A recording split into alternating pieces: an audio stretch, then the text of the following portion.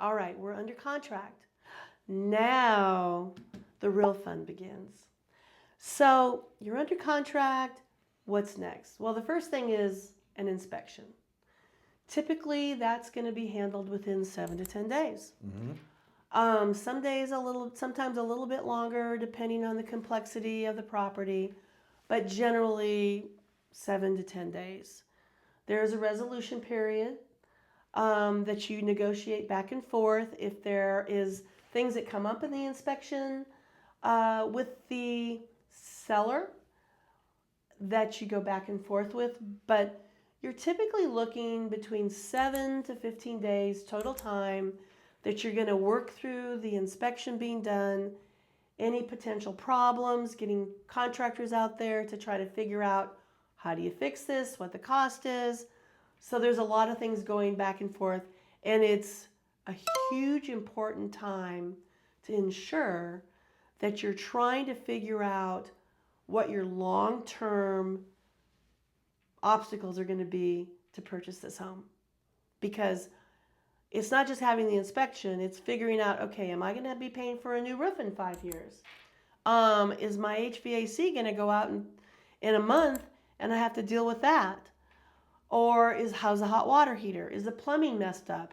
The electrical is 50 years old. The electrical's 50 years old. So there's so many different things that go into that you really need to take the time to really understand it, have good tradesmen available to come out and give you estimates so you really understand where you're at, so you can go in and negotiate with that seller about, okay, these things absolutely have to be done, or give us an allowance that we can use our vendor of choice to handle. But that's a very key important part. The inspection is crucial for long-term understanding about what your out-of-pocket costs are going to be. So this is probably the area that I see the most problems come up for home buyers. Totally. And one of the things that I see on a fairly regular basis is people get really scared of the inspection. And and I tell every borrower out there, listen, there are going to be problems with the house. Even new construction. Every house, yeah, I tell them the same thing. Every house has problems. There is no perfect house. The key is what problems are really problems. Correct. And what things are just minor things to kind of fix. Exactly. Or address. And when a buyer doesn't have someone to walk them through that, it's really overwhelming and it scares them off. Well, there's two aspects to that. There's the realtor, but there's also the inspector. And there are some inspectors that they love, like just making it overwhelming for buyers. I've seen those. And then there are other inspectors who are educators, okay? And I always try to use inspectors who believe in education and are knowledgeable about construction, that can go to them, hey, I had one recently. Look, when you really look at this, it's not a big deal. You may think it is, but it's not. It's okay. Yeah. So agents as well as inspectors need to be working together and truly trying to figure out what's a priority, what's just, a little bit of hair that really isn't a big deal that can be handled very easily, and what is a real long-term problem that you're never going to be able to get rid of unless it's resolved now. And so some of those, one of the biggest ones in our area is water, because we have water everywhere in this area. And so drainage, water create a lot of problems in Chattanooga and can be one of the biggest problems, the biggest hurdles to get through with inspections. So you can have electrical problems, you can fix those. Water problems are harder to fix. It's hard to fix drainage issues. It's hard. And what's really interesting about this area, we have a lot of underground springs. And so if the water table's up, those underground springs are going to start to surface And there's going to be a lot more water in crawl spaces, around basements, because the water table's up. So water is one of the most challenging things that has to really be studied well to work through correctly. And if it's a dry spell, you might not even be aware of it. Correct. Unless you've got somebody who's watching your back on that. Exactly. Yes. Well, the inspection is all about the condition of the home. Is the It home is. in good shape? Right. The other one is the appraisal. That's on the lending side. The appraisal is all about, is the house worth what you've agreed to pay to buy it? It's a very important aspect. You know, and in this market right now, I'm not seeing a lot of appraisal issues come up. So I have a few times, interestingly enough, with total rehabs. Okay? Yep. So a house can be totally rehabbed. However, if the foundation was kept intact from the original house, I have seen appraisers that will not use new construction comps as a value to the house. They'll only look at rehab houses. And there's a lot of different variety in terms of lipstick on a pig or totally truly rehabbed, totally gutted, totally taking all the mechanicals, all the electrical, everything down to studs versus lipstick on a pig. So that's a challenge of finding appraisals when that's where I've had the biggest challenge. On that one, the real issue there is the lender picks their panel of appraisers. Yes. All right. And so as long as the lender has picked good appraisers that will consider things like that, you're just not going to run into that issue. And that might be why, I don't run into that issue because I've got a good panel. I've got a great panel. Right. Yeah. You know what I told my panel? This was easy. I said, I just want a couple of things from you. One, I want you to do what you say you're going to do when you say you're going to do it. Number two, if we have a disagreement on the value of the home, I want you to consider new information that we provide you regarding the value of the home. And that's crucial. If you just do those two things, we're going to be on great terms. That's very crucial. So yes, the panel that a lender has is very, very important. Yeah. And then of course, the final week, typically you get final approval on the loan, clear to close, right, and all of that. I will say on the lender side, most of your lender work should be coming in before you even get under contract if you do it right. And so once you're under contract, that frees up the buyer to focus on the property, not the loan.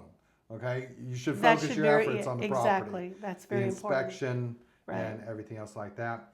And then you get, after you get final approval on the loan, the CD goes out usually 3 days before closing or more. Then so let's talk about time that. to close. Let's talk about the CD. Okay. A lot of people don't understand that process. All right. Say more because I might be learning something. Well, so... Because the CD makes perfect sense to me. I know. It does. But they're like, so what's the CD and what is this doing? And, so it's a very crucial point, and that's like your last pivotal point that underwriting's approved everything. Everything is good to go. Here's your final numbers. They reflect basically pretty much what we gave you on the front end. Okay? Now, I had a disaster with that, with a buyer that all of a sudden what their front end assessment was of what their monthly payments were going to be and what it ended up being on the CD were $2,000 a month difference. How in the world? Do you remember the details? Because that's crazy. All right. Well, from a lending perspective, let me tell you how all that works, or at least it's supposed to work. Because that one is the most extreme I've ever heard of. I've heard of a few $100s. So I've had situations where buyers come to me and they're like, "Hey, Josh, I like you," because nobody's going to tell me they don't like me. Okay, they say, "I like you, but," then the but comes. But so and so, they have a better term, and I'm like, "Well, let me look at it." I'm like, "Well, the rate's the same." They're like, "Yeah, but I have a lower monthly payment." Well, that's because they underestimated taxes, or they've underestimated insurance. Those two things or are they crucial. didn't know that there's an HOA fee on this property, and I'm Right. including all of that kind of stuff. And by the way, there's flood insurance. Oh, well, flood insurance is a whole other thing. You have to have flood insurance. Yeah. Because that can get pretty costly. And so that first disclosure is a snapshot of what you should be paying. And lenders, there's some fees that the lender cannot raise more than 10%. And there's other fees that there is no limit on how much it can go up, i.e. flood insurance. If you left off flood insurance and you're like, oh, you need flood insurance, it doesn't matter if flood insurance is $600 a month. You get to add it to the loan after the fact. You get further down the process. A lot of times I'll have buyers say like, well, why can't I get really accurate numbers now? I'm like, all we can do is ballpark, because the accurate numbers are when the title company and the lender balance on that CD. And there's two organizations, finance and title, that validate all the numbers, every single number on that entire closing document. And when they sign off, now it's balanced down to the penny. So what I always do at the very beginning, and I tell people this, and every now and then it kind of bites me, but I say, I'm going to estimate high on your closing costs by probably about $600. Right. That way, the number's just going to come down, and you don't ever be have happy. to be upset because the number's going up. Right. You know? And yeah, nobody So, gets upset. So in this case, it was flood insurance, and it was the taxes, because they looked at the taxes from what the taxes were currently on the property, and the property taxes, the house had been totally renovated, but the taxes reflected more of a house before renovations. So it was a lot lower assessment, and the lender didn't reassess the taxes at the new level.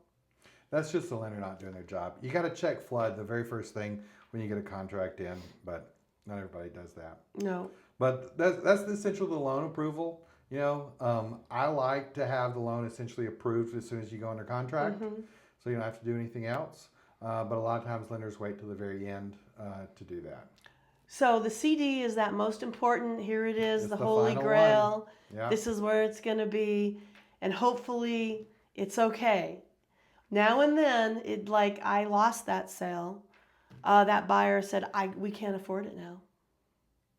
Oh, yes, that's a lot more, yeah. Yeah, it's $2,000 more a month. They couldn't afford it. Well, they went through a lot of effort, a lot of emotional energy, did. time, Through inspection, and money. And they spent some money paid on it. appraisal, emotional time, a lot. Yeah. Well, I had the listing. I didn't have the buyer. I'll take better care of them. So that's then we're at the closing. Well, right before the closing, there's another very important step. Oh, very important. Very important. Yeah. Final walkthrough. Oh, that's crucial. Because there's nightmare stories with the final walkthrough. I agree. And a lot of times I think people think it's just not that important. No, it is very important. Yeah. Explain why the final walkthrough. Well, first of all, what is the final walkthrough? And then why is it important? So the final walkthrough occurs typically a day or 2 days prior to closing. I like to try to do it the night before. It's or the morning of, just because that's the most current in the shape you're going to see it. Nobody's going to do anything else at that point. But it allows you to go through the house. The real question on that is inspection items that should have been done, that maybe weren't done, or not sure they were done. And I always have the inspector come back out a couple days before closing to re-inspect, to validate that the inspection items were done. Because you don't want the buyer trying to go through the house and figure out, was this really done or not? Yeah. I prefer to get allowances versus have the sellers do it, because then the buyer's in control of how things are handled. Yeah. But everybody's different. But having the house re-inspected by the inspector to make sure that the repairs were done accordingly is crucial, not the buyer doing it. So the buyer shouldn't be going through the final walkthrough saying, oh, this is, a problem. What they're looking at is, did they leave something? How bad, did they leave the wall? Is the floor messy? Is it dirty? Well, did they leave the lawnmower that they said they were going to leave, or did Right. they leave the appliances? Exactly. I've had situations where the seller went through and removed every light fixture in the home. Mm-hmm. And they weren't supposed to according to the contract. Right. That's a big deal to replace all That's of a that. big deal. Well, and it's not a true house anymore. And so, those are the things where the final walkthrough is to make sure the house you're buying is like you agreed to buy it, in the same similar kind of condition, and it has everything that was in the contract. Right. And it's not burned down. It's not burned down. I had that happen to a buyer. You did? I did. Wow. The day of closing. It was a family estate sale, and some of the family members weren't happy, so they came over and burnt the house down. No way. Yeah. I mean, that's illegal. That's arson. Well, Somebody could go to jail. Well, they couldn't buy the house, but Nope. but that could happen. The house could burn down. A tree could fall on the house. Back in 2020, there were some deals that got messed up over the tornado. Yeah. I mean, it happens. A tree falls down and goes in the middle of the house the night before closing. You can't close. But if you don't go and you don't see what's going on, you go and close and come back to the house and you're like, I have a real big problem.